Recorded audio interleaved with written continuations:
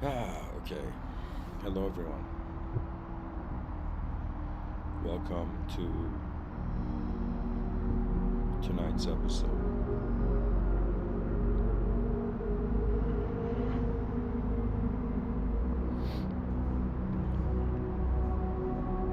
The background audio has returned, and hopefully, the audio is adjusted. Viewers can let me know if it's too loud or the background music or it's fine.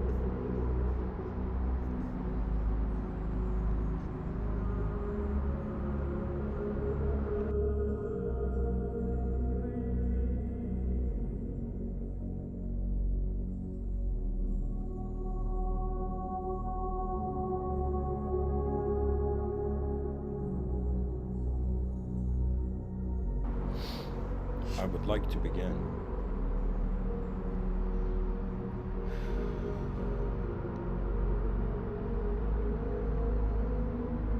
by saying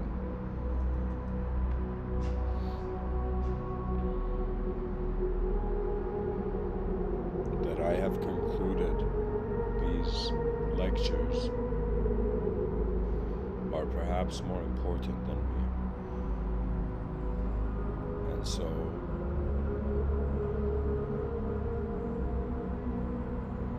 as an effort to continue on,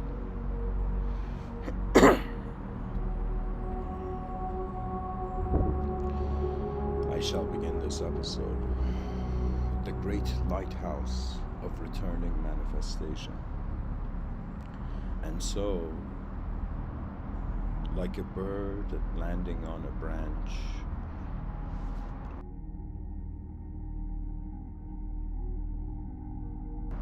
in the mind of a late night podcaster, the idea of what could the destiny of advanced civilizations in the cosmic sector be arose.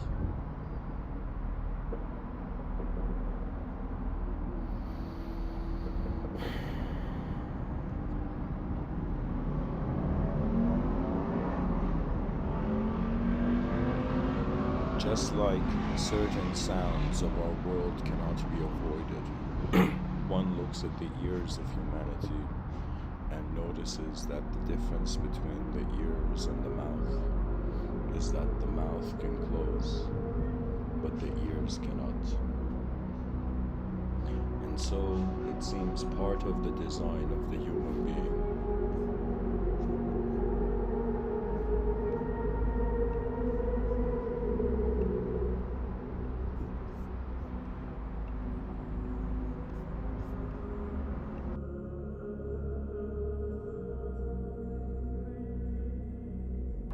must unconditionally receive.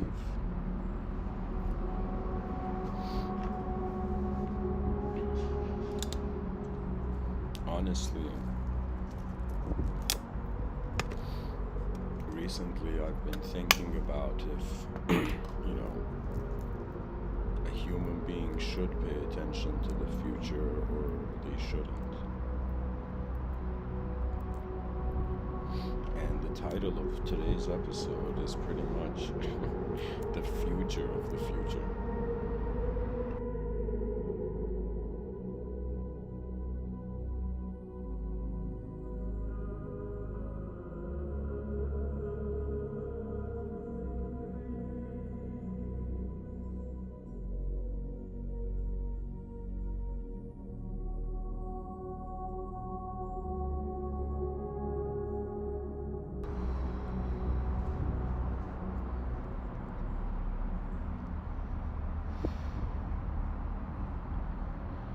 Pretty much, as I have repeated and repeated and repeated in all these episodes,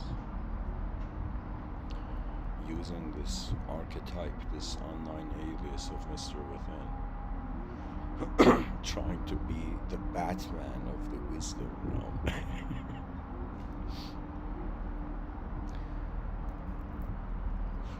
Punching samsara in the face at night, I've just come down to this conclusion that the human intelligence is fragmented And a certain part of its fragmentation is conscious, and a certain part of it is unconscious. And really, what human beings are is an unknown force. But it seems to be an unknown force that intentionally wants to forget that it is unknown.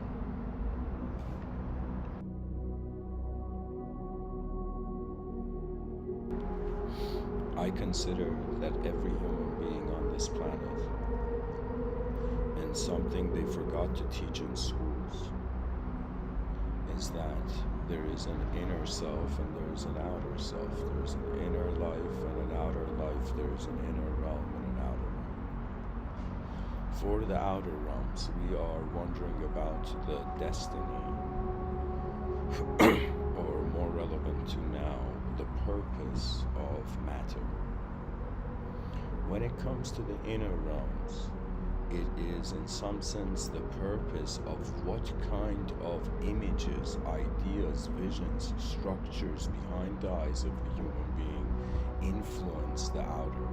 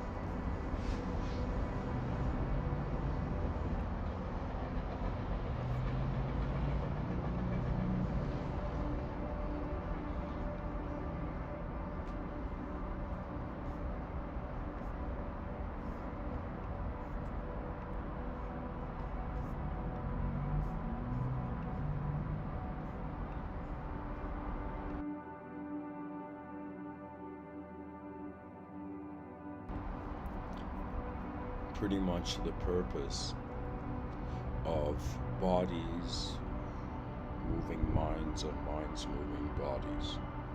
What the inner realm is the bridge between an unknown witness and a known object. This unknown witness projects the power for the mind to move. What that means is anybody listening to me right now, if you for 10 to 20 minutes sit still and silent and you watch your moment, you'll notice that at first you think you have thoughts are coming and going, but upon further silence and stillness and the introspection that arises from that, a person will begin to see it's as if thoughts are coming and going, but thoughts are coloring the moment as they come.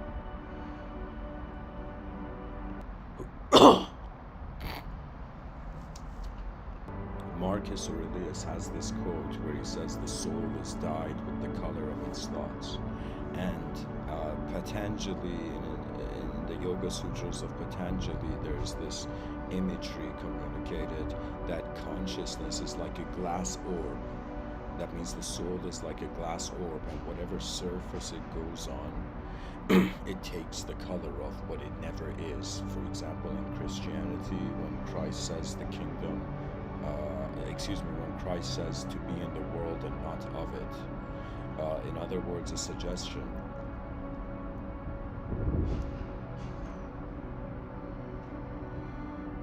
of this glass sphere moving around the surface of karma.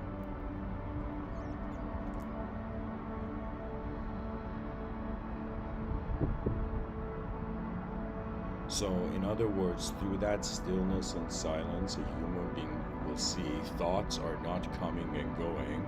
Thoughts rise and fall. And what that means is that right now, as I'm speaking to you, the listeners can consider, okay, this person's speaking, so he has a thought of himself, and then the thought of himself is somehow seeing other thoughts, and then this thought of self of this guy is sharing these thoughts. But in reality, what I'm trying to say is that it seems, this is a bold claim, one which I I feel whatever opposition it gets, it doesn't matter at the end. Technically, it's as if our biological eyes are windows for the soul.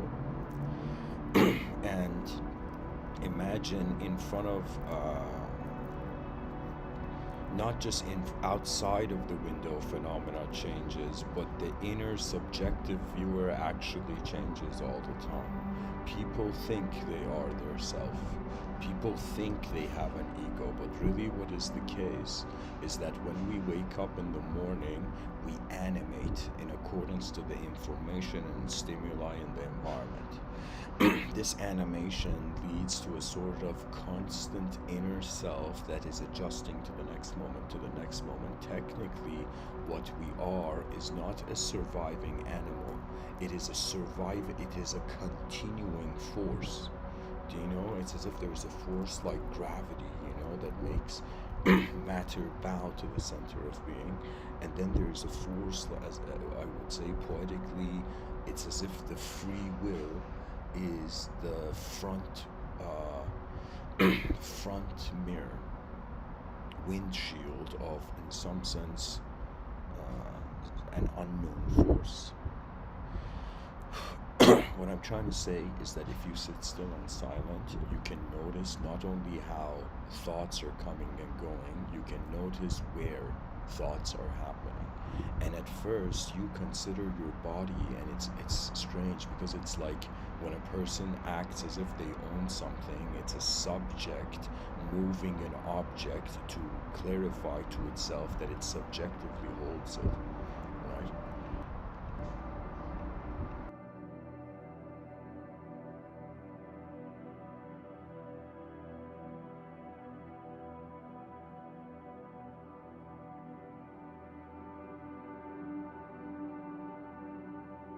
Clarify to itself that it's when we wake up in the morning.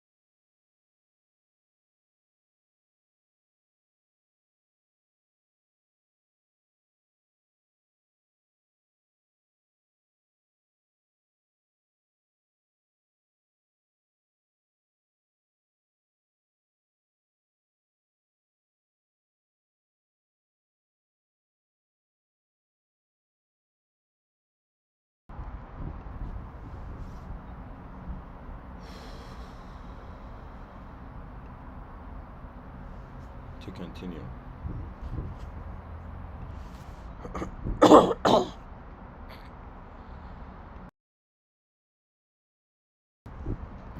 Sorry, guys.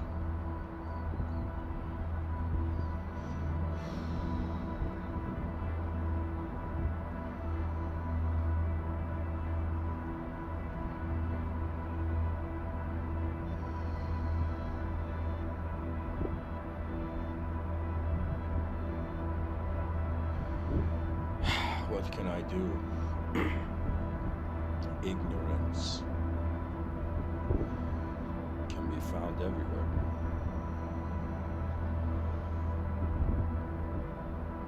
Where I was going with this idea that when you sit still and silent for 10 to 20 minutes, you begin first noticing how thoughts are coming and going, then you notice the space, then you reach a point where you wonder as a human being, where do my thoughts come from? Behind every thought that is coming and going, even the ones I'm saying right now, there is an unknown animate force. Some people called it the logos or whatnot, but I would say it's as if there's a guardian spirit for the minds of a species. You know, just like there's this, let's say, metaphysical, traditionalist, spiritual view that every human being, in some sense, in other dimensions, they're not alone. It's as if every human being has a guardian angel. This is something that, for example, traditional Sufism considers. Even major religions consider interdimensional factors at work. However, in my view, all my guardian angels became my future selves pretty much. That means the divine for me has become the future. The future is the inconceivable God. Just like in religious books they say everything came from God and everything returns to God. If the idea of God could be seen as in some sense just an inconceivable origin, just an inconceivable source. It's as if everything returns to this inconceivable source, as if what we think is life and death is actually it's as if the universe is exploding in the outer realms, but it's imploding in the inner realms. What I'm trying to say is that as a human being, as somebody who, at least in my own eyes, I hold the mystic's honor. And the mystic's honor is not only the acknowledgement of the unknown, but the ability to see how knowledge moves is the unknown. In other words, these words that I am telling you, why should the periodic table have the shape of a human being that could even speak? Like, the periodic table has outdone itself, guys, you know? What it is it is administration by nature. Human beings started off being unconsciously part of a physical nature, a physical ecosystem. An ecosystem where matter's shape mattered. We stepped out of that physical ecosystem. No longer the environment was telling us what to do, we were telling ourselves what to do. We built an advanced civilization, now we're wondering about the future of advanced civilizations. And in reality, an advanced civilization is another way of saying a civilization is a species is becoming multidimensionally mature.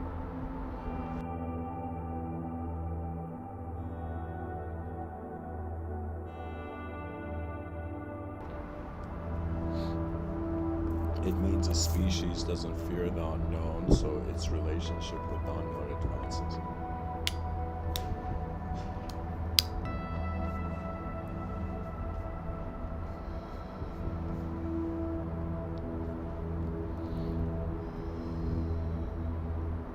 I'll get to the title, by the way, guys. I'm building up to it. So,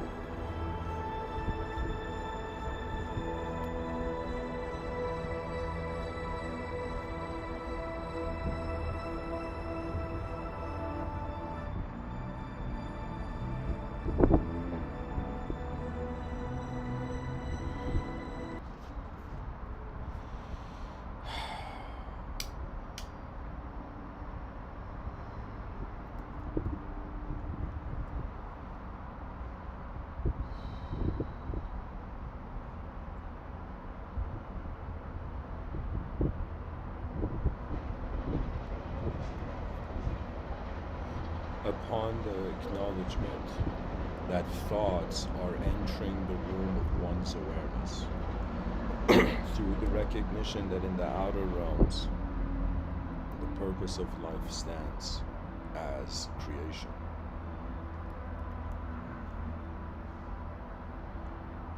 The purpose of the mind is revelation, but I wouldn't say ideological revelation. The species that stepped out of the unnatural ecosystem, out of the natural ecosystem into its own unnatural ecosystem. And we can say that which is unnatural is avoiding the pace of nature.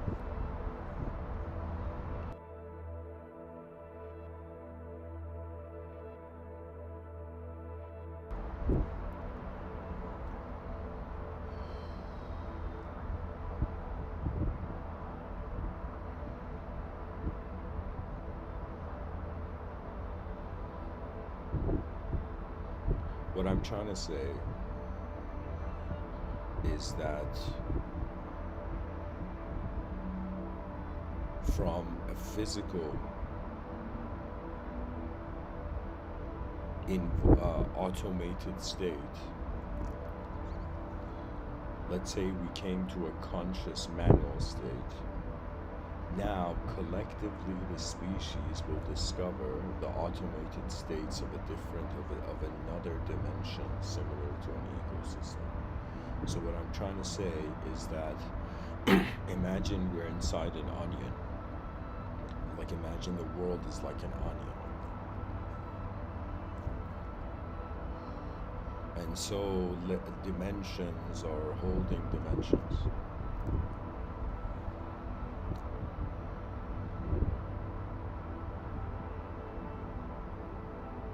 It's honestly the journey of the free will, the journey of consciousness. The significance of existence is not just what the body does, Our contributions in this world are strange. It's as if the existence is going to go so far in time if the species is efficient and intelligent, that in some sense it's as if no knowledge matters as much as how the future will happen.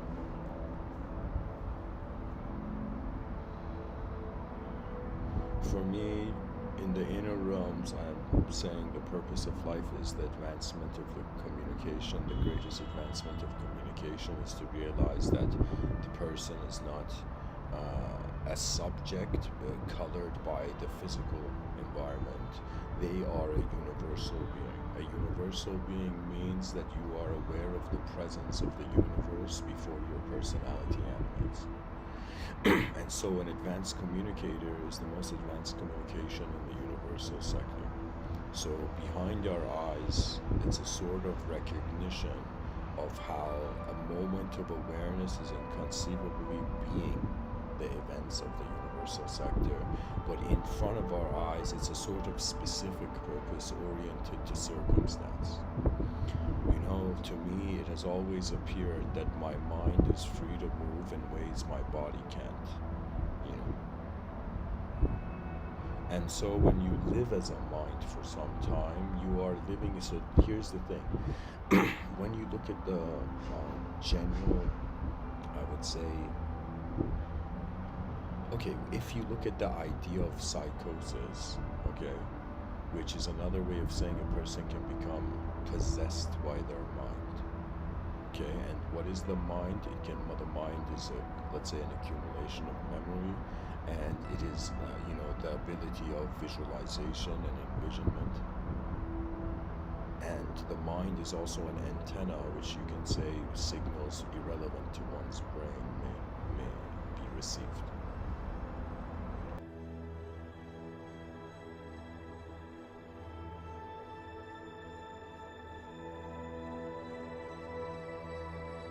In certain traditions, they call the mind a monkey. They say the monkey mind, and some even say the ego, or the sense of self in the inner realms is a trickster.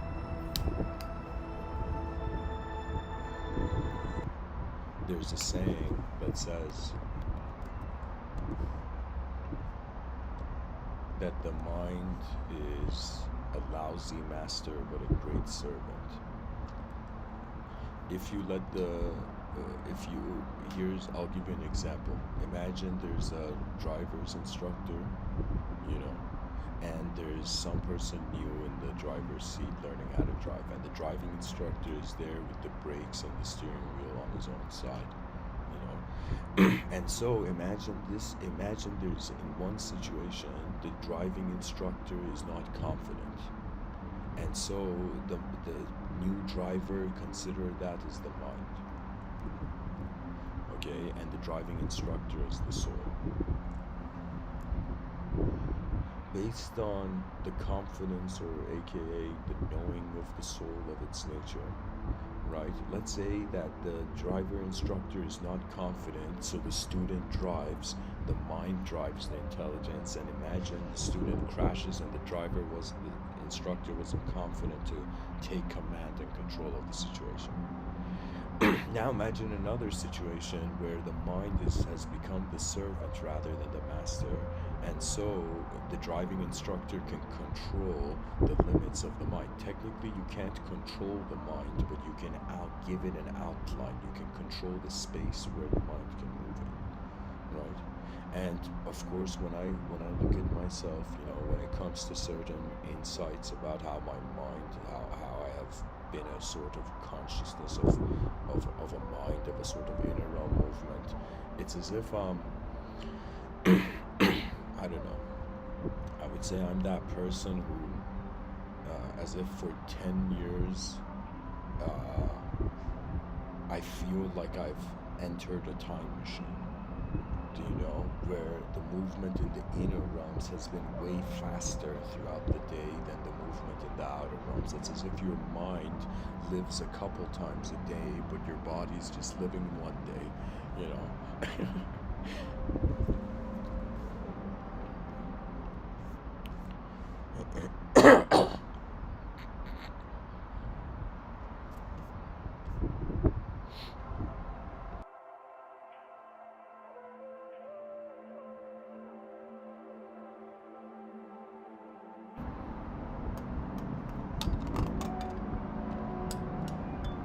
You know, if people wonder whose coughs are these, I would say an outer realm fools,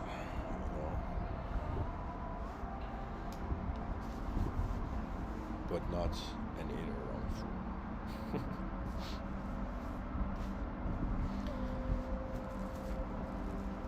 You know what's hilarious? I haven't even gotten to the lighthouse metaphor yet, but I'm just trying to somehow explain to the viewers how I'm perceiving the mind.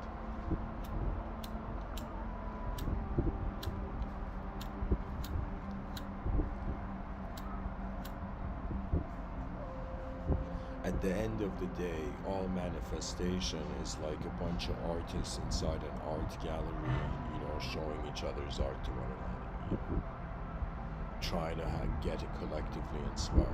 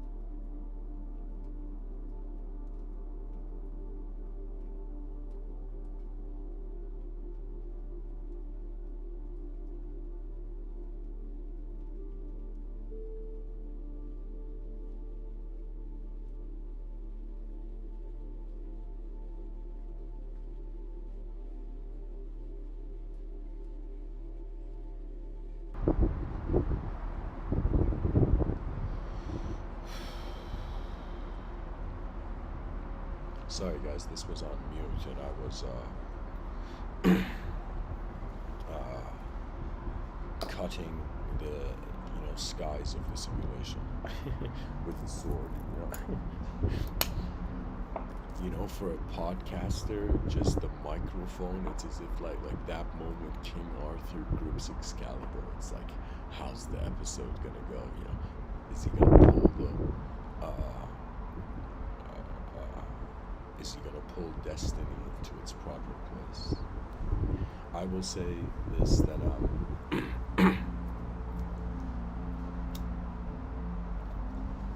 from great unconsciousness, we have journeyed into great consciousness.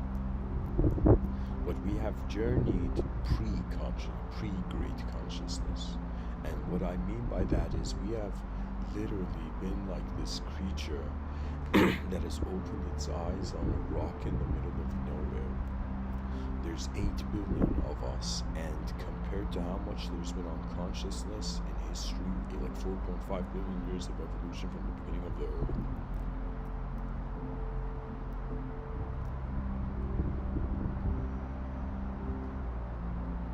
Out of this 4.5 billion years, let's not even consider the Big Bang, 4.5 billion years.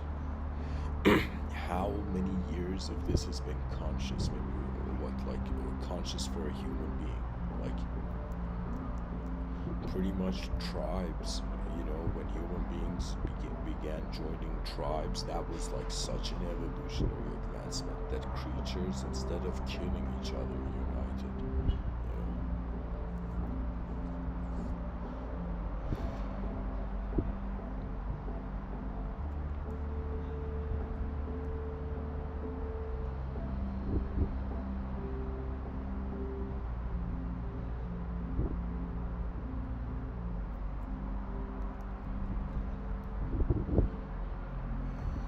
8 billion creatures in the void, wondering about the destiny of destiny. Somebody's got to say that sentence. It's like, is destiny destined?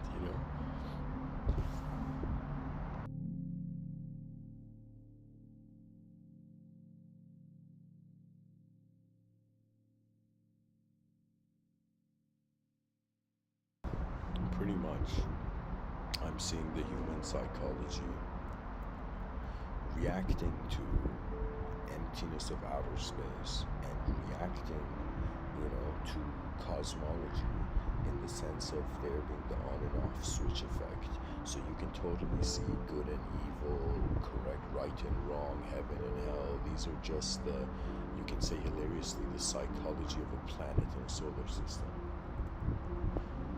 That means there was no light, fear arose. There was light, joy arose. And in some sense, the person is trying to, or you could say the enlightened person through, what are the names?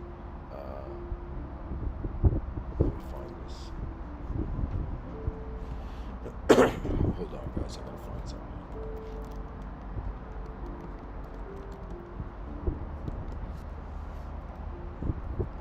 Through niyama and niyamas and yamas.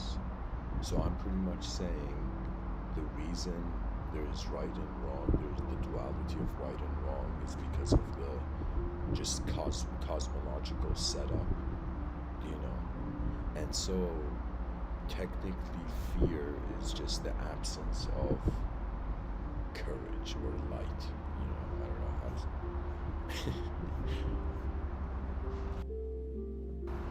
So there's something called the 8 limbs of yoga. I'll just share it now.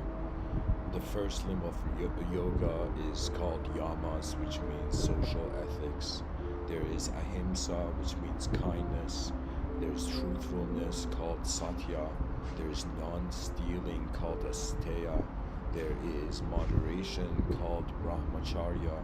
And there is generosity, called aparigraha. So that's the yamas. Then we have the niyamas, the second limb of yoga, and this is called personal practices. Niyamas means personal practices. And so There's the five social ethics, which I said before: kindness, truthfulness, non-stealing, moderation, generosity for the yamas. And for the niyamas, there is purity, contentment, austerity, self-study, surrender.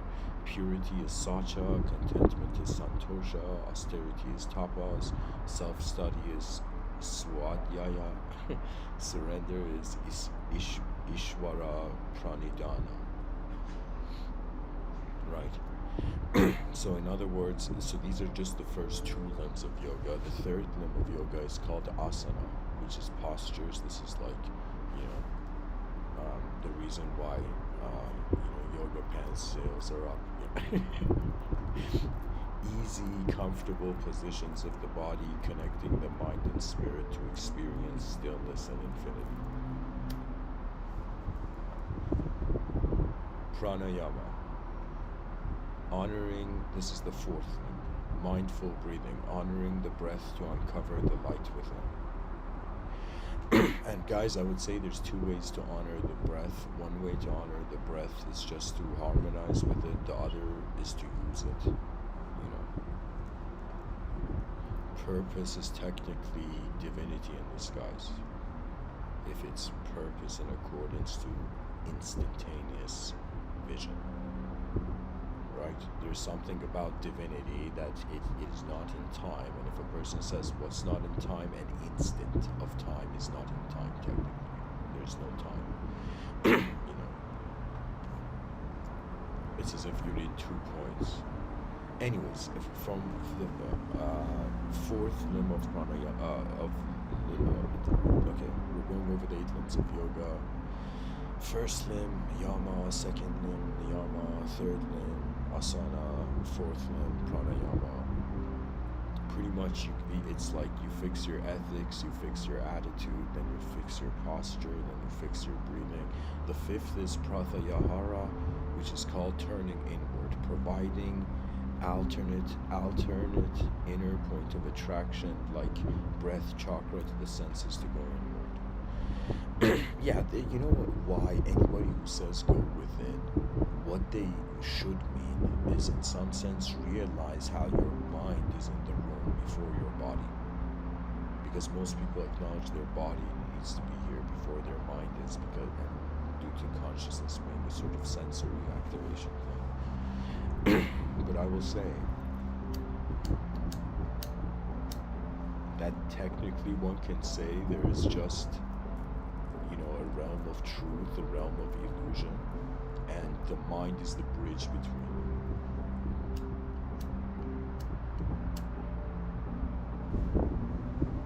The sixth limb of yoga is called concentration, focus, and attention. Dhyana is the seventh limb of yoga, called deconcentration, dropping all the efforts and letting go. Samadhi is called constant, is the eighth limb of yoga, called pure bliss, constant, complete harmony of the self with the universe. And the only way that can happen if yourself is the universe. So samadhi is another way of saying God realized, the human being was a dream.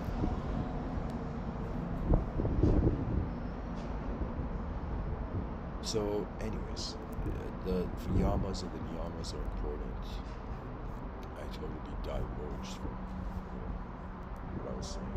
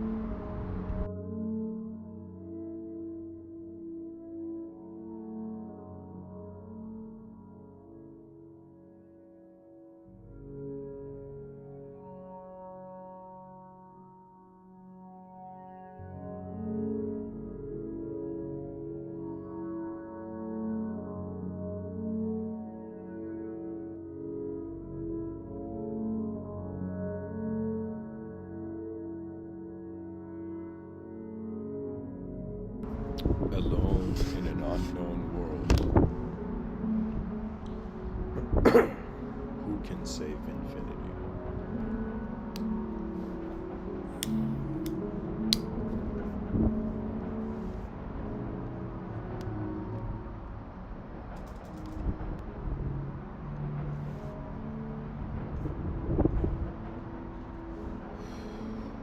What I'm trying to say is that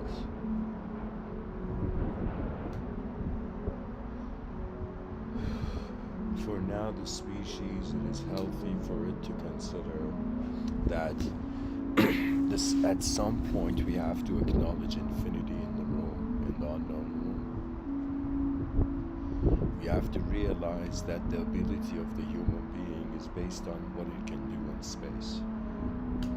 The idea is that in the outer realms, the argument of all arguments is the advanced civilization. Yoga is all about advanced communication with the inner realms. To me, when somebody says they're spiritual, I'll be like, great, you're serving the inner realms. But in some sense, if you actually help build an advanced civilization, you're serving the outer realms. The advanced civilization is this ethos, is the neo ethos, is the new ethos.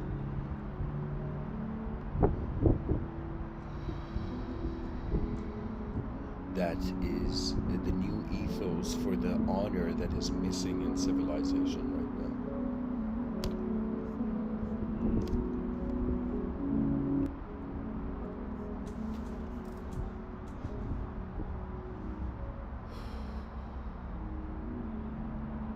People are just becoming spectators. That's the biggest challenge of the species. To realize the spectator has an ability to create. Creation is the closest thing to divinity. I would say if you put prayer, meditation up on a pedestal, I guess you could put creativity on there on the same side or on a pedestal beneath. But the idea is that inevitably all human beings are going to realize that they are a presence of awareness prior to being their body and personality. This is why advanced communicators will arise in the future. There will be people pretty much that will be known as the advanced communicators accompanying all dimensions of society. What does this mean? The advanced communicator is the human being that is there to handle how the inner realms in the moment interact and move. For example, I'll tell you something. Imagine there are two people who get into an argument and they're both saying the same thing, but they're communicating it differently, so they're fighting. And imagine an advanced communicator appears, right? Or imagine paramedics, run to, this place to help someone. And when they do that, it's as if like an advanced communicator is accompanying them. The advanced communicator is the human being that can separate, that can discriminate and know that every person's behavior is arising from the world they're walking in behind their eyes, their version of Earth. Technically, in the inner realms, there's 8 billion versions of Earth, but in the outer realms, there's one physical version of Earth. Now, how the mind moves and behaves, this has to do with, I would say, contemplation, right? The idea is that the being is fundamentally asking itself, should I have purpose in the middle of nowhere, right? All of human psychology comes down to this, especially if you have energy to be active and to be a creature of movement. Right? On some level, you can see that every human lifetime is an energy, regardless of what people say, how culture conditions you, right? Everybody is like, like a battery, like a walking battery, or I would say like a walking energy, okay? And so the idea is what is the purpose of walking energy? What is the purpose of energy that is conscious of itself? Technically, when a human being says they're a physical being, what is the physical? What is an atom? An atom is an energetic presence. Energy cannot be created and destroyed, right? It's as if the concept of, the inconceivable exists even in physics, you know?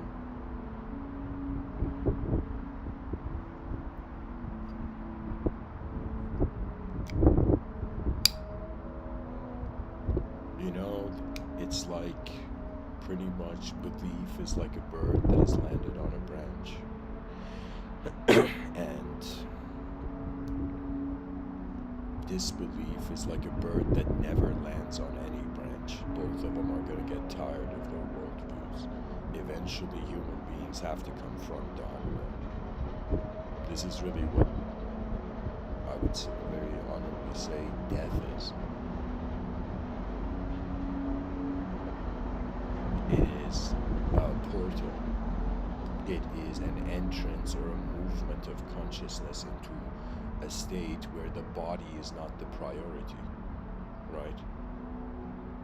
And it's kind of like where this intelligence that is real has, like, based on the body's lifespan and ability through the body to realize its nature.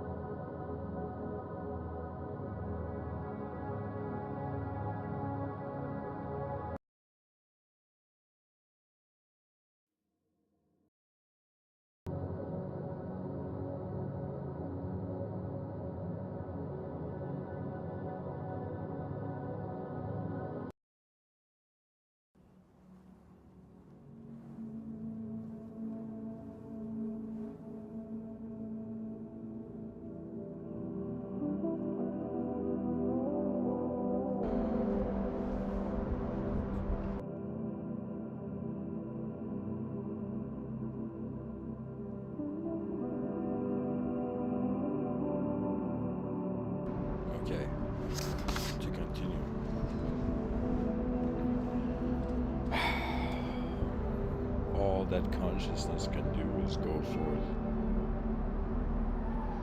And so life is its own poetry, and poetry is revelation.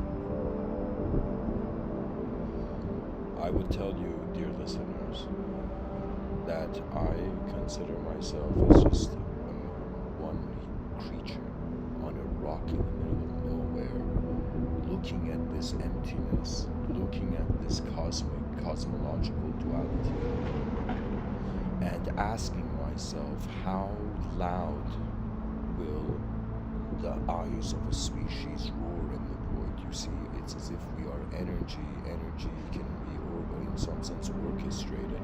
You know, it's as if, imagine musicians one day, imagine in a universe, in a parallel universe, all politicians had become musicians. All politics was seen in the vision of music. And so, as musicians, every politician looked at every person and in some sense saw that it's as if every person's potential, their DNA, their expression in this world, it's like an instrument being played. We are 8 billion animate moments of the universal sector. You know, we identify with this little rock, but really we are all of it, you know. Imagine, you know, imagine realizing the mind is space, and space is endless.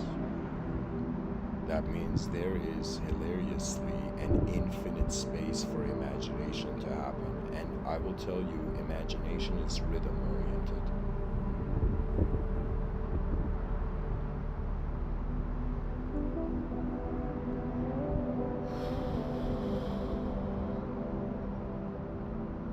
I ask myself, do the eyes of the species, does the eyes of our species deserve extinction? Or does it deserve to at least attempt the greatest performance before the curtains are pulled? You see, it's as if like with a little bit of advancement in, with a reset, I shouldn't say reset, but I would say it this way. All problems on the planet will become solvable. All, let's say, the war of nations will stop when they realize the potential of each nation being like an instrument in a symphony.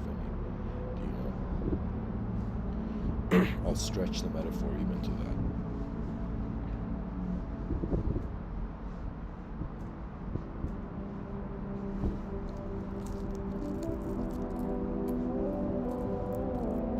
In the middle of nowhere, something has appeared and we're calling it life. Like, it's like, you know, sometimes our species has like such an ego where it's acting like it knows where it is, you know. You know.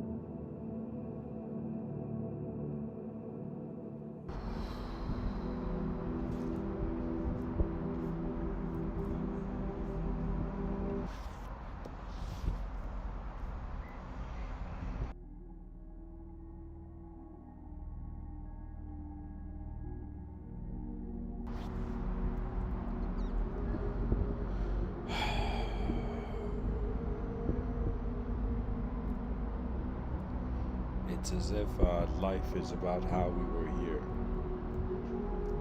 and death is about how we never could be here.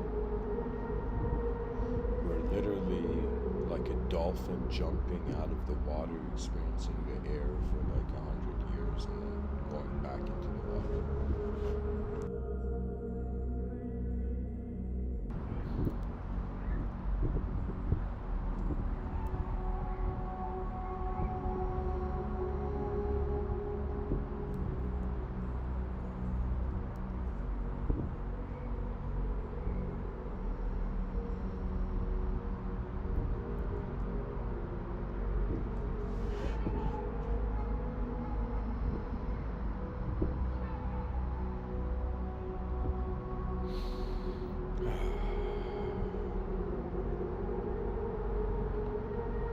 to the idea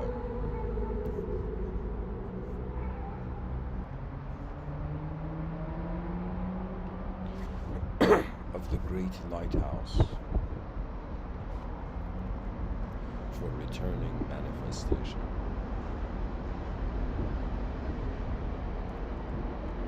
And when I say for returning manifestation, in actuality, this can be also called the great lighthouse for advancing civilizations. So the idea was that right now we're experiencing the inefficient side of civilization. It has the potential for efficiency. Let's say this efficiency is actualized, and let's say in a time span of 5,000 years we have built an advanced civilization, incredibly. Okay, let's say 3,600 years, 4,000 years from now, we have built an incredibly advanced civilization. It's as if when I am, planting the seeds of the tree would grow in 4,000 years. That's my vision of civilization 2.0, guys. I'm writing a book on this.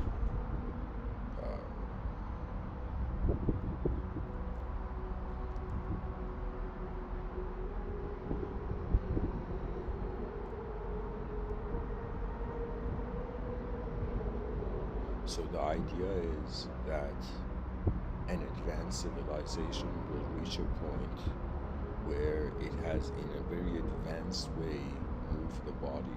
It has moved in a very advanced way, known that it is the mind that can move in multiple ways. And so it's as if a subject and an object have been there, done that for the civilization. And so the option would become either to continue the journey of an object and subject in the void, or in some sense to what I call the advancement beyond the language threshold, to reach a point where you don't have to be any story, which is another way of saying it's like you graduate manifestation, or maybe a better way of saying it, the species reaches a point where the beings have become so enlightened that even the Buddha's like, no way, where beings are just having the permission instantly to not be here, not to be, right? It would be as if we have been our being for so long that we have learned how to not be as being. So it would be in some sense,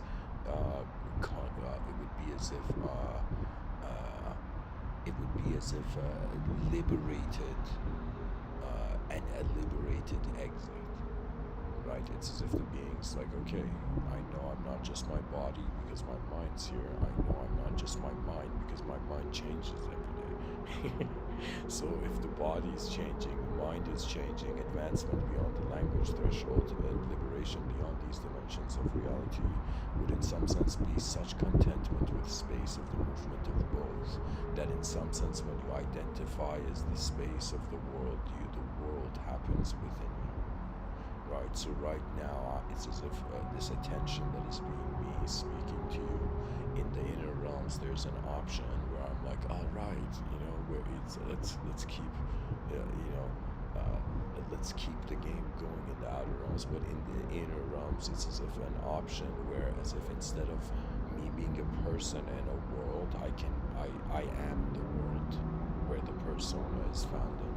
I am the space where my life moves, right? And that space has never moved. This is how, your earliest memory was being witnessed by that which was not in a subject yet. Before children learn to speak, they are like souls without boundaries.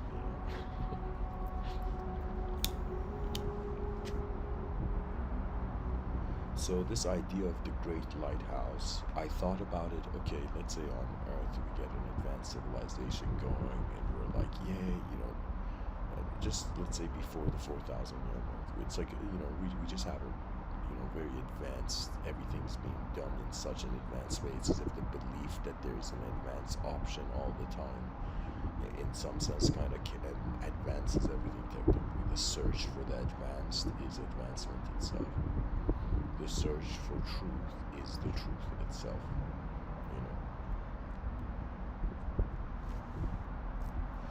So I thought about it, okay, now let's copy paste an advanced civilization and like in Photoshop, and for a second wonder about, let's say there were many layers of reality right now as I'm speaking about advancing civilization on Earth. Imagine in other planets all around the galaxy, there's like some other member of like that's planetary species, being like, yo, we gotta advance our civilization, you know.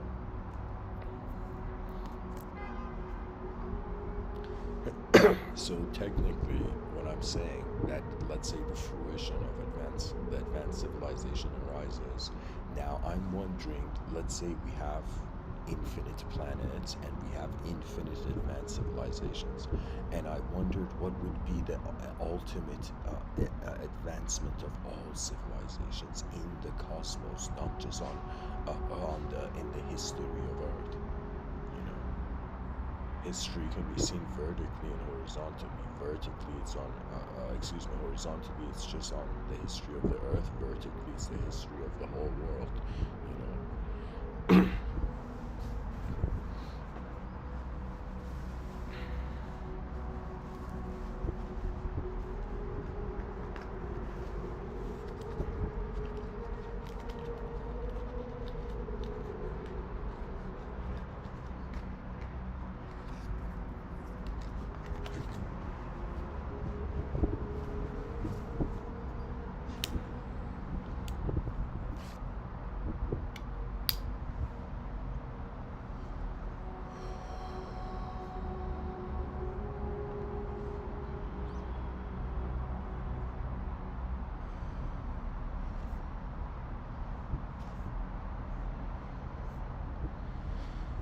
Anyways, to continue.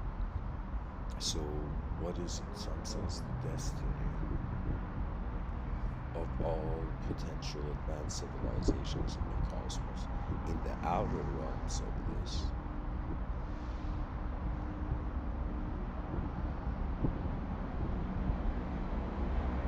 It would, in some sense, be the great cosmic integration. And now wondering, okay, let's say what would a united, infinite advanced civilizations look like? What would be the destiny of that? And this is where I feel the inconceivable is the great lighthouse. And this lighthouse is, in some sense, every advanced civilization is like a ship in the void.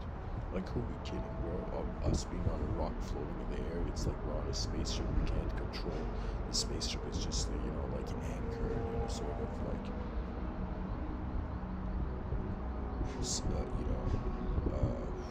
circle.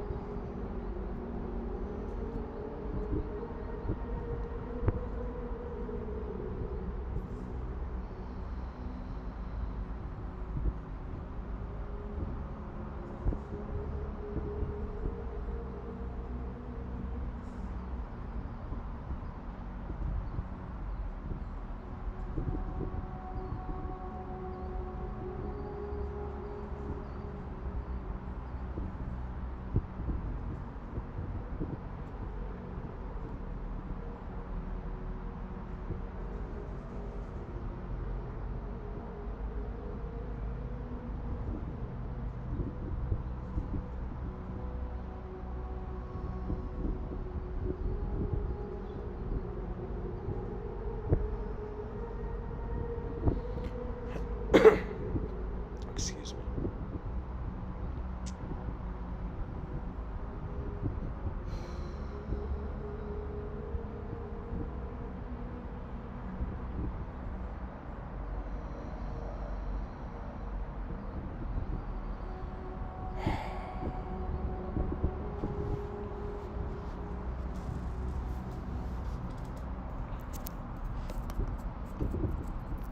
Honestly, like I'm an ant, in the cosmos, commenting on the cosmos, The cosmos should be like, okay, an ant is trying at least. you know.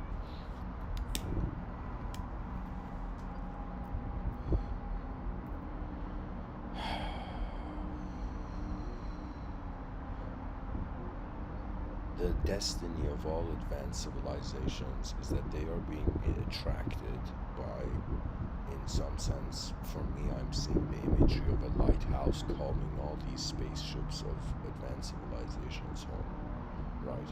And what this lighthouse is the infinite ability transcended into inconceivability. Right now, we are temporary beings. We are mortal. We live like 100 years, and we feel 100 years is not enough. That means we have built civilization to require more than 100 years to truly enjoy, right? So imagine in the future, in my science fiction novel, human beings have reached a point where they don't care anymore. Like pretty much, they live thousands and thousands of years. They live as if their memories are like. Anyways, I'm not gonna give it away, but I'll say this: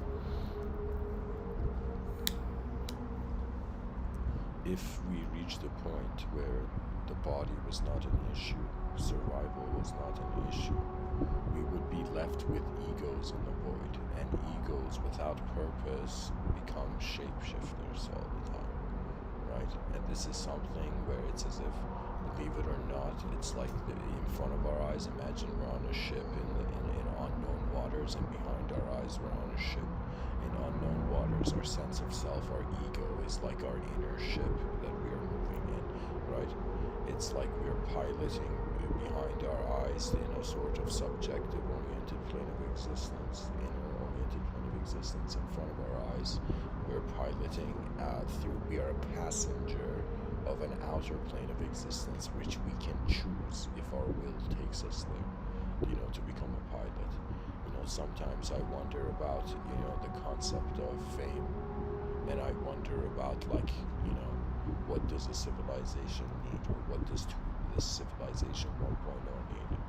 And I realized that the greatest approach is to just have the mindset of the species begin to build its ideological systems in accordance to the potential in the future rather than the confirmations from the past.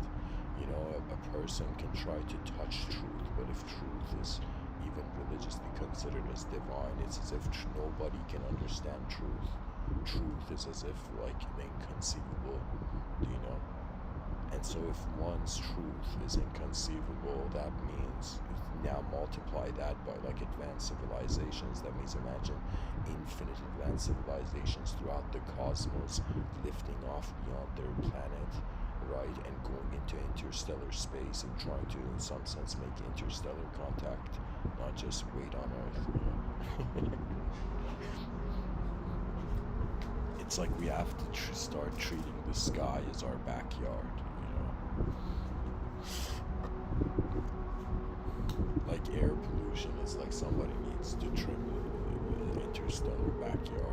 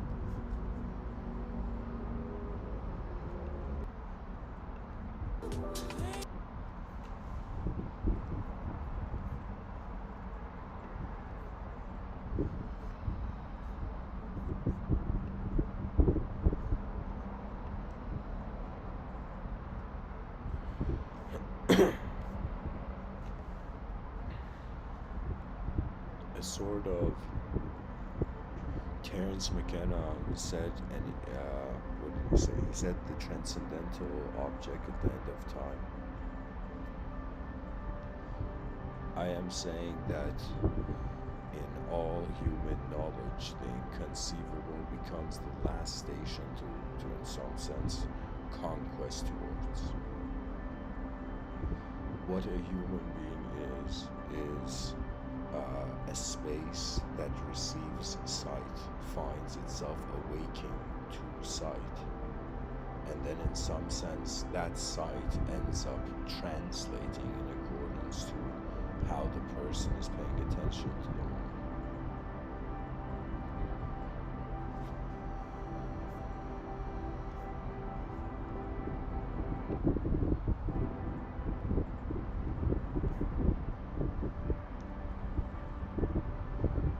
There is a great inconceivable lighthouse, or the great lighthouse where all manifestation pilots towards. It's as if what we will have in common with the galactic beings is that we are both reacting to emptiness. You know, like I expect the first extraterrestrial contact to be done on Earth, and probably a philosopher should be sent in. Right? They'll be like, okay, find someone open-minded to talk to an alien. And so,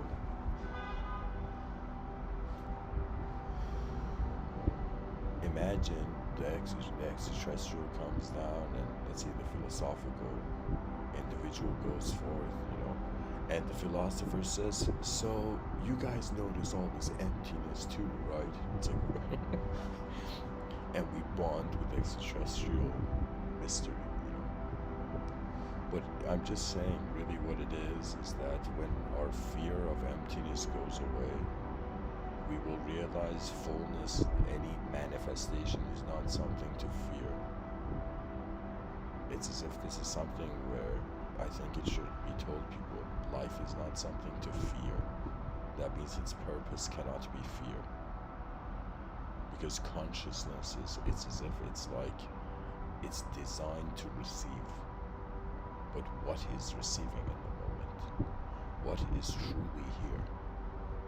This is the question of questions when it comes to intelligence. What I feel is that our attitude gives life to the moment. But where our attitude comes from, it's the presence of nature, the presence of the hidden nature of the, you can say poetically, universal mind. All of manifestation seems to be walking towards something. It's as if something, the chaos and the chaos and the order had in common. You know, the chaotic being and the ordered being, they were moving towards something. It's as if the unknown is beyond duality. So I guess, you know, to end this episode off,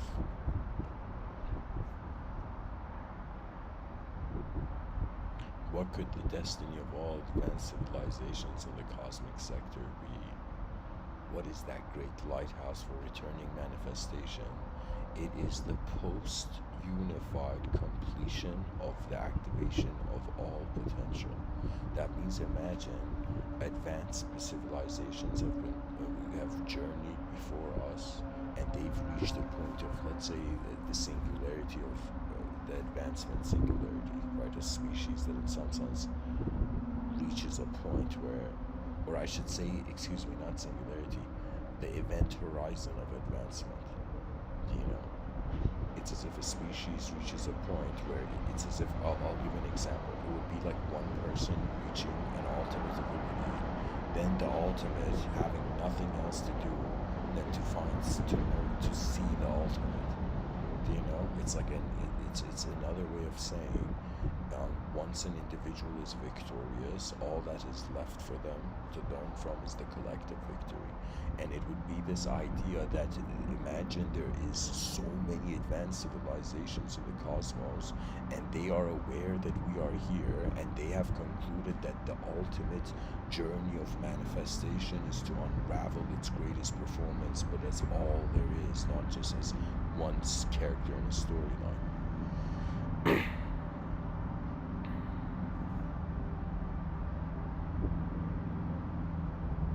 Character in a story line, you know, I should say it like that.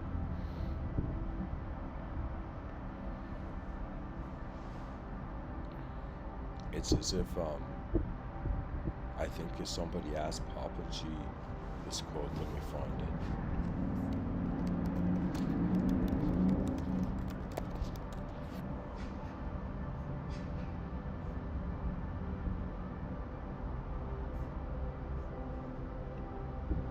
Somebody asks Papa G what is the purpose of human life, and this enlightened person named Papa G, he says to return home.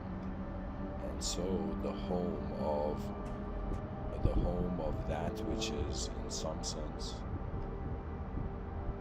conceivable is in some sense complete. It's as if once the great performance of all civilizations has been done, once all beings in the universal sector have advanced access to being,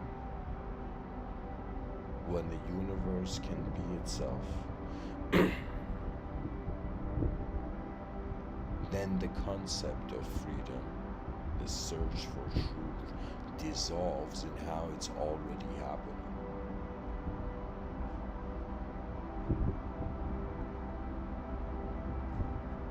As one man's voice echoes into the future,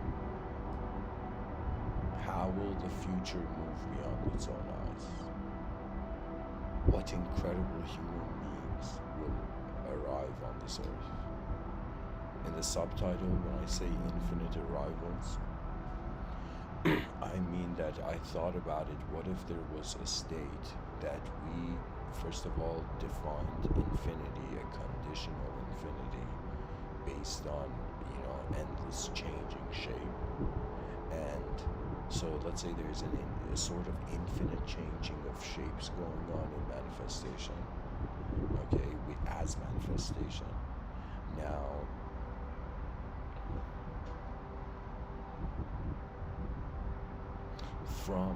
from this infinite movement of change of shape,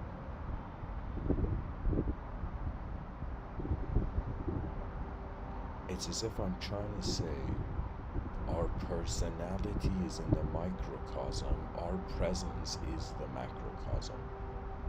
All those people who are fascinated by the idea of soul realize that it's the whole moment being. I'm telling you, that is, you reach a point where after your inner realms have attempted to, find the divine hammer and shatter the sky of its own simulations, a person will come to realize there is just presence. That means really intelligence was never anything that could be measured. It's just how it's being. And being is the totality of the awareness of the whole moment. It's as if our mind is being like a glass sphere, and our bodies like inside the glass sphere, but at the same time also outside the glass sphere. Do you know? The mind is how life is being viewed from another dimension. Or I should say how one's eyes are behind their eyes, actually. One's real eyes. And what I mean by this is that it's like when you sit down and be still again for 10 to 20 minutes, you're going to notice you are left as your moment. The moment has never stopped being the moment, but the content inside is changing. Identification beyond with the content would lead to an infinite surge. That infinite surge will become an infinite ability. The infinite ability will be the great performance of civilizations. The great performance of civilizations will be in some sense all that could happen. And when consciousness returns to that all that could happen state, there is in some sense, it's as if a universe freed itself. It's as if like if a man, it's as if a person listened to God, and then how would I say it? And God listened to man. And then there came a point where from the psychological attachment of a human being to God and the psychological attachment of a God to a human being, it's as if once we free our mind from the universe, universe, we need to in some sense have the universe free us from its mind, right? And what this means is that liberation becomes the acceptance of change.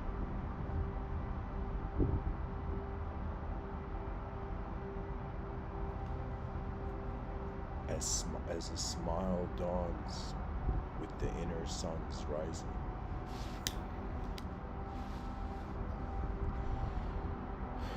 Papa G says, surrounded by nothingness, you have to do nothing. You have to do nothing to be who you are, nothing at all. That means the moment is being honored. Freedom of a body seems to be immortality and, efficient mobility. Freedom for a mind seems to be ever-presence. The ego doesn't want to leave. The body doesn't want to stop. But it's as if the attention that is piloting the whole moment, that is due to being the whole moment. In some sense, it's as if you realize the energy that is being your personality is unconditional, but your personality based on the environment and the stimuli is conditional. An advanced civilization fearlessly scans and scopes all dimensions accessible to its perception. When I say advanced civilizations, that means after we have built a type of advanced civilization, it's as if imagine, a group of advanced civilizations, let's say there is like advanced civilization communities where, planets meet,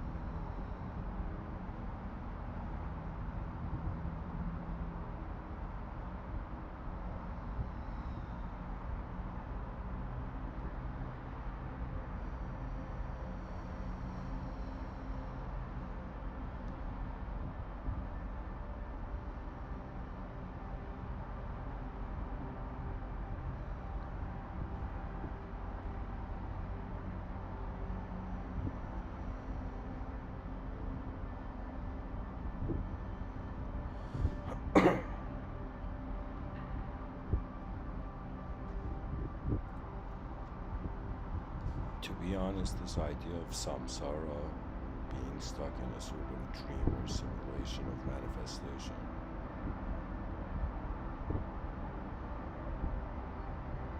it's honestly attention defined by shape.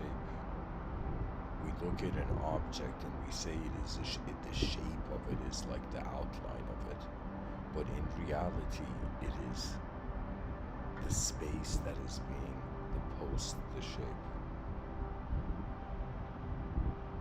So it's as if a shape identifying as space or space identifying as shape, right? And so to us, we have realized shapes do not have minds. It's like what the soul seems to be is the intersection of another dimension into this dimension. It's as if our bodies are in a horizontal dimension and our minds are in a vertical dimension. dimension. The mind has freedom in the vertical dimension, but in the horizontal dimension there's limitations. And it's as if the central stillness of being, it's as if the person's like, all right, enlightened guru, I came to the here and now. What do I do? And the guru's like, great, have you noticed that you are not doing anything? That life has been moving all along. We are the eyes of a universe that have awakened to itself. This is the greatest honor in the void. And believe it or not, what honor means is to be grateful for the void. They tell people be grateful for what you have, or be grateful for what you are or who you are, right? And the person's like, what if I feel I'm nothing? It's like, how can I be grateful for being nothing? But that is the secret. If we can be grateful for space, we are being for the space of our life, not the ideological gameplay,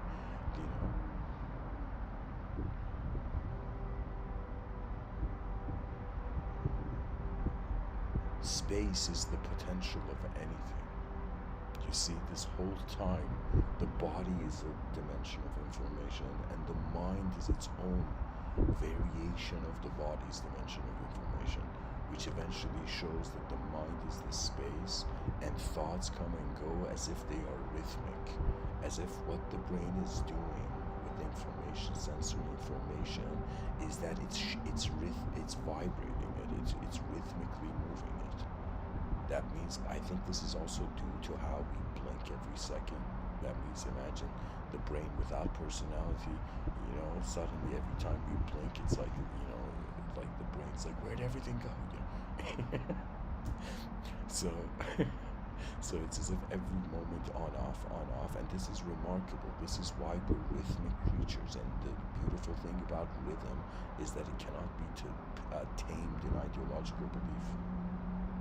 That means it's as if somebody who believes in an inconceivable creator is to me a truly religious person, right? And when I say an inconceivable creator, that means what conception are you putting on the inconceivable?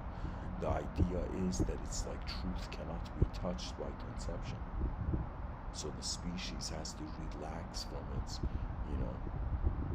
stories of truth, and in some sense come to a state where we realize the potential in the space of the potential of a species, the potential of the eyes of all is really what we are.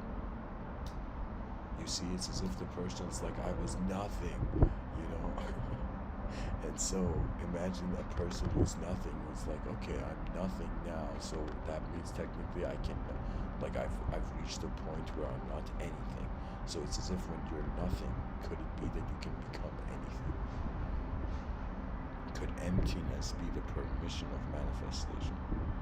And when we become the emptiness, that means right now we're identifying, imagine the moment is a sphere, and inside it there's emptiness and fullness, and we're identifying with the fullness. Imagine we realize that in some sense we are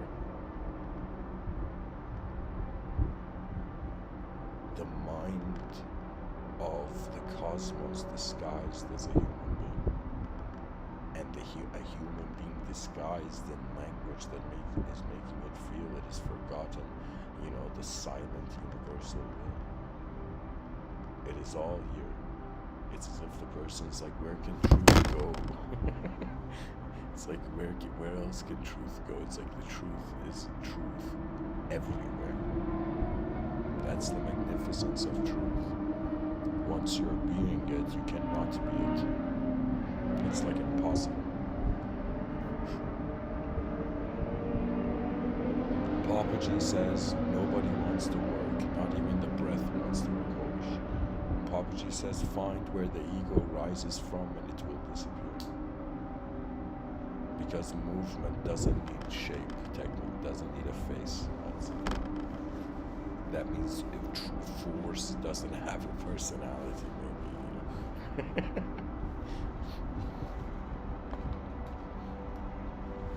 Anyways, guys, thanks for listening. The idea was that the Great Lighthouse is like what is attracting all advanced civilizations in the universal sector. You know, I'll change the title from what did I call it? I'll change the title from The Great Lighthouse for Returning Manifestation to The Great Lighthouse for Advanced Civilizations. Here.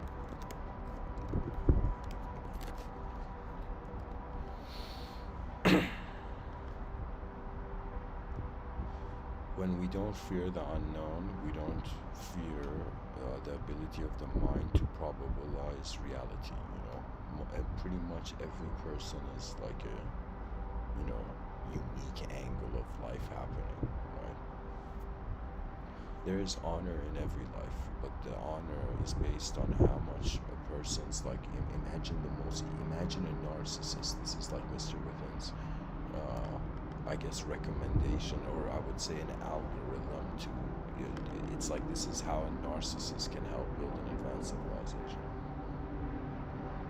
So let's say an ego, the narcissist means inner self is more important than anything else. That's what I would say narcissism means. Inner self has to be what it thinks all the time, right?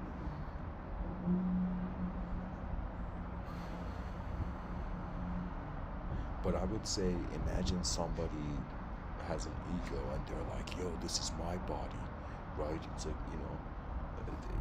and then they're like, yo, this is my mind, right? You can see the ego, right? And then the person's like, yo, this is my civilization, right? And that's how the narcissist suddenly stops being a narcissist. That the advancement of the collective is a more fascinating performance than individuals, managing to ride waves successfully. The idea is that if people are suffering, then that suffering must be used. Right? And let me tell you what I mean. That means either get out of suffering. That means try to wonder, like an advanced civilization can only be built by advanced beings, or it won't be an advanced civilization. And the advanced being is the suggestion of the advanced communicator, which is a suggestion that every person, their most advanced self is like a possibility awaiting their mind to fathom it. Every person has a hidden greatness. And this hidden greatness is, in some sense, not the greatness of an idea. An idea just only an attention it lives, but it is the greatness of how we are present in and as a universal event. You see, I look at myself sometimes. Usually, this is what I do when let's say in my inner realms, let's say I'm having a bad day, and then what I do is, in that moment in my mind, I make things as if a universal perspective. So I make my own self insignificant, so in some sense the emotions don't arise, right? How would I tell you? It's as if I'm, from a universal perspective, insignificant, but also, I would say, actually, from a universal perspective, mighty. Right? It's as if the person's like, I'm not just being, a human being on Earth. I'm being a awareness in a cosmos. We're technically being cosmic beings right now. It's like they tell a cosmic being to be grateful, and the cosmic being's like, you want me to be grateful for all of this? And the idea is that when we can accept our world, then it begins to have a life. And then I would say the evolution of academic knowledge would be, in some sense, contacting the living earth.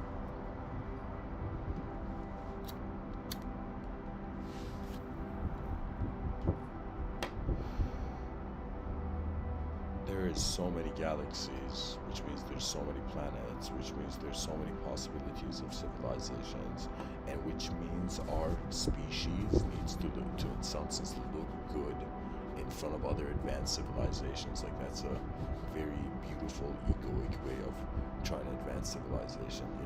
It's as if our species, if it's gonna be, You know, it's as if we don't want just great individuals, that's nothing. We want a great civilization, right? Every sector of civilization, the most advanced option possible and applied, you know. It's as if we are too great to not to be great. It's like we're too, the possibility of it's like our inner realm possibility or our inner visions of what life can be. Do you know, it's like they are not dreams, they are prototypes to be actualized. You know, it's as if the mind is testing its life by every moment, attempting. It's as if energy has to trust to express.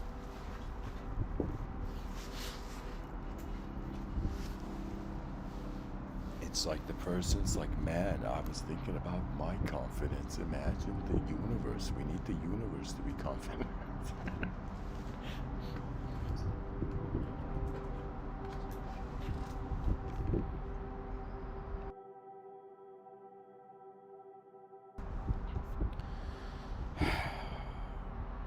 An advanced civilization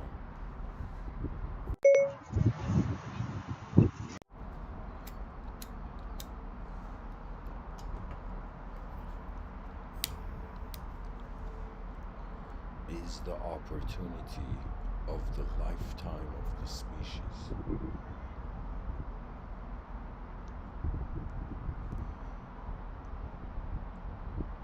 Civilization 2.0 will be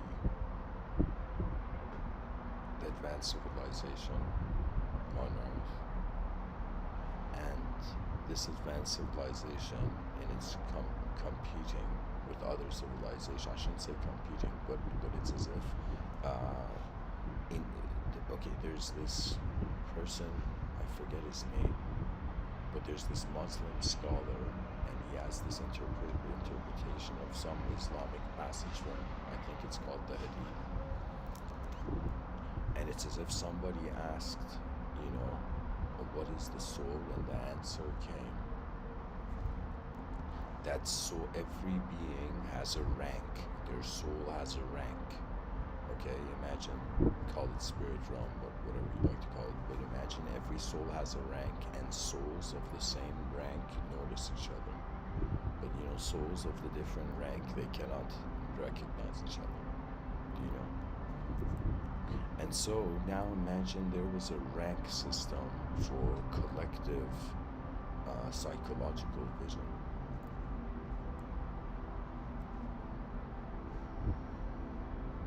It's as if we have a rank system for advancement.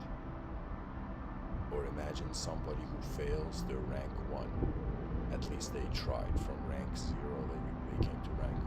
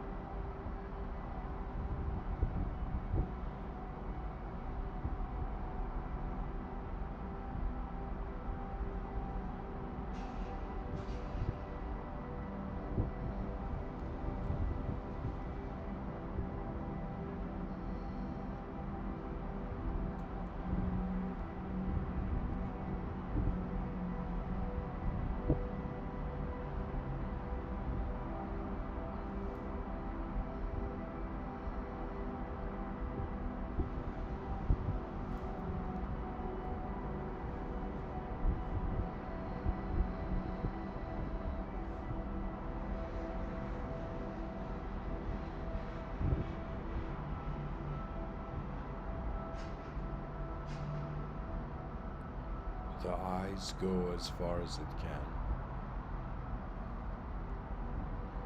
The mind becomes all that it can. The soul knows all that it can. The civilization remembers where all go. And it's another way of saying the journey of the conceivable towards the inconceivable, and advanced civilization is the style of infinity transcending the invisible, let's say the infinite invisible, the infinite visible, and the infinite void reaching a point. It's like the evolution of the visible to the invisible to the inconceivable. The inconceivable is the great attractor. I feel every person actually, what love is a recognition of that inconceivable potential. You know, it's like our body is doing visible work and our mind is doing invisible work, and the invisible and the visible have kind of chaotically and orderly danced to such a degree where in some sense the inconceivable is noticed. To become an inconceivable being means you are becoming an unconditional being. To truly become an unconditional being means literally if you wake up every day, you would be nothing. The moment is.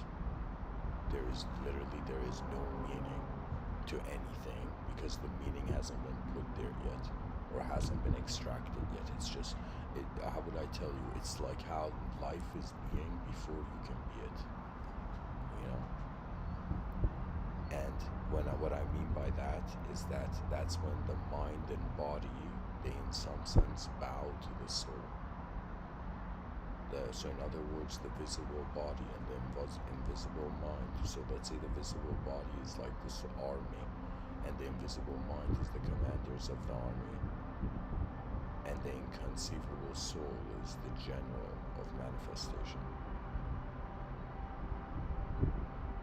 The soldiers don't see the general, but the general is moving the commands on the battlefield.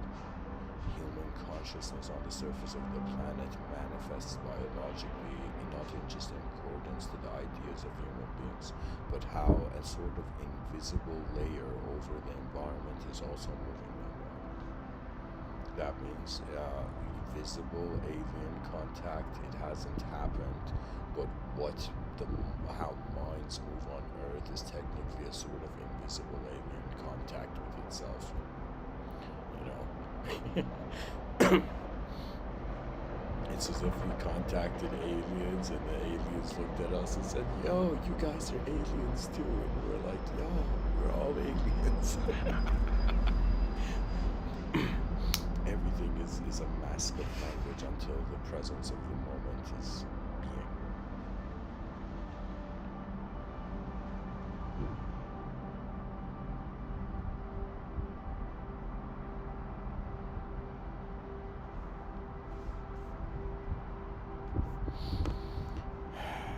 Honor the future, for why else would it be there? The future is another way of saying nobody can be convinced by anything. Life has a voice louder than any podcaster. Anyways, guys, thanks for listening, and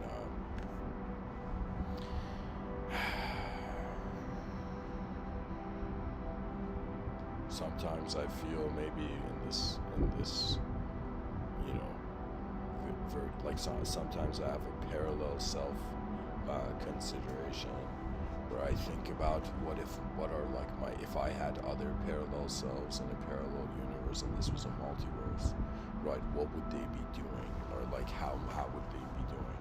And my mind takes me to, in some sense, the most inefficient parallel self of mine and the most efficient.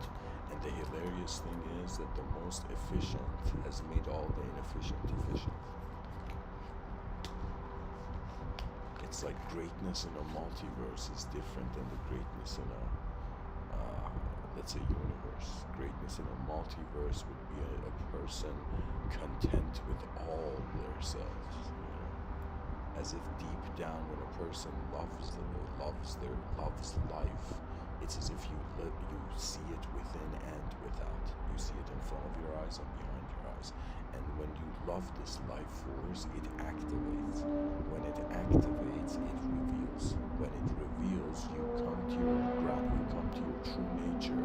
Then all ideological purpose becomes meaningless, because the mystery of how the unknown is present becomes more fascinating than how just knowledge has to move, right?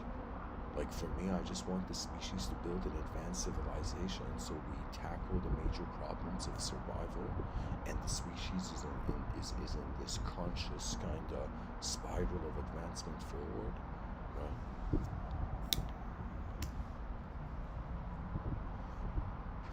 I would say maybe deep down, I'm somebody who feels actually in this gigantic emptiness of the cosmos, maybe I can't do anything.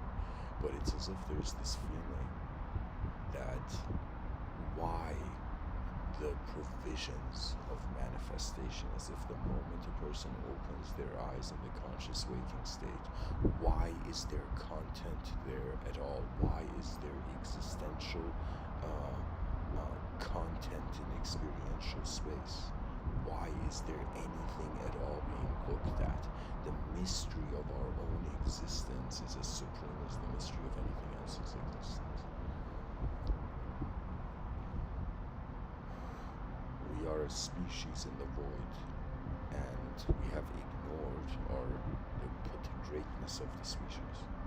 I feel that the greatest way we can live is to wonder how would the future generations lionize the past. And I think the greatest thing we can do is we start acting as if fear doesn't make sense in the unknown. I'm trying to say, like, it's such a rare thing, like human existence on this planet, that it's like there's something it's like there's a great performance awaiting.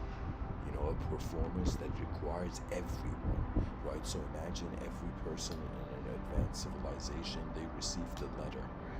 Like, let's say a robotic pigeon brought a letter, you know, to everybody, you know.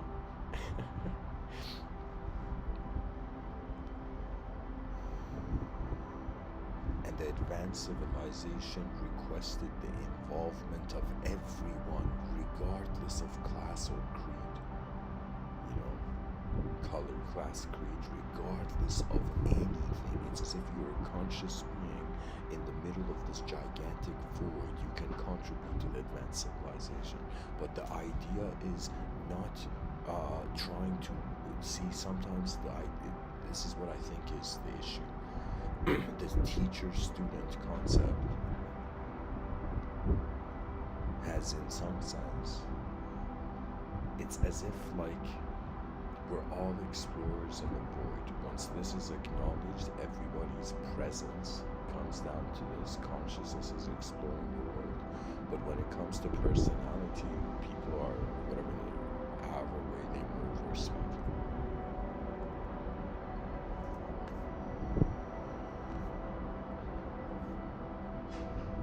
It's like the species should have the wonder, the fascination. This is what I want the future generations being like, wait a minute, what if we go further and say, okay, let's say we brought in advanced civilization at the quickest time, you know?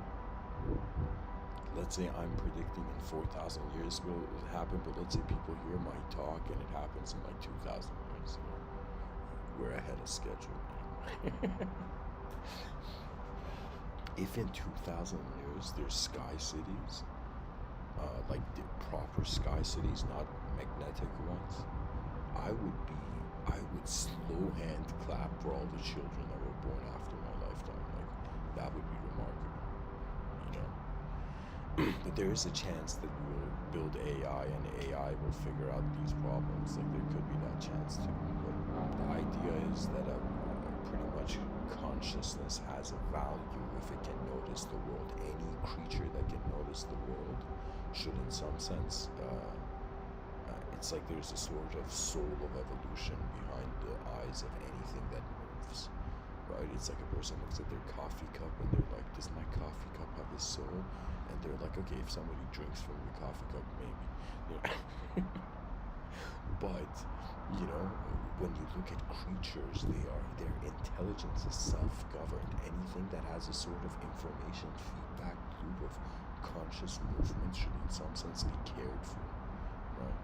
One of the biggest challenges is to find some sort of alternative, you know, where human beings don't have to like eat other animals for food. Like we gotta figure that out.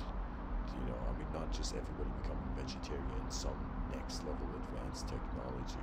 Maybe like we have solar panels on houses. Imagine in the future there's solar panels, you know, that you know, I don't know, maybe like, you know, they create these goggles that where a person goes and looks at the sun and gets like, I don't know. I'm just saying some sort of technology that we quickly acknowledge our biological position, we accept it, we advance and see all the other probabilities. We reach a point where we recognize a multidimensional being that does not make sense for a multidimensional being to in some sense believe in a singular dimension. So the idea is that your eyes are like many eyes and all eyes are in some sense inconceivably viewed. So the mystery of the soul is like, you know, behind the screen of, let's say, pure consciousness. It's like that purity is not conditional to any shape. It's as if, honestly, I'm speaking about something that really can't be spoken about. So technically, anything I say is like poetry about it. You know? It's like anybody offended from what I'm saying, just treat it as poetry, you know.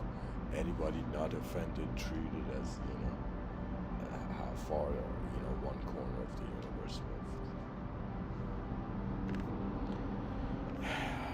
All human beings yearn for something, and I feel what we really yearn is like our inner lives to manifest in our outer life. Now, for a species, the sum total of all of our minds and how we in some sense orchestrate or how they move, or the great symphony of an advanced civilization happens. Like to me, an advanced civilization is like this. This is how it begins, and then this is how it develops. Where it's literally like, imagine there's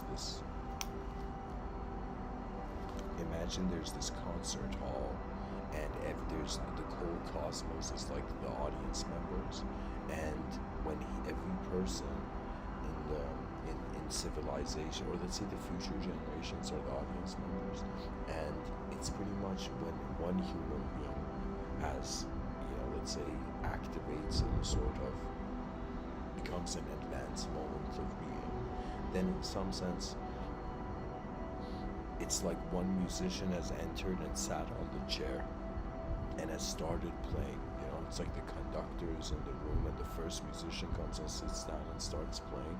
The conductor doesn't care who's there, he's just staying true to the melody, right? And so more and more, let's say, musicians come in, and suddenly it's like you start hearing the songs of an advanced civilization.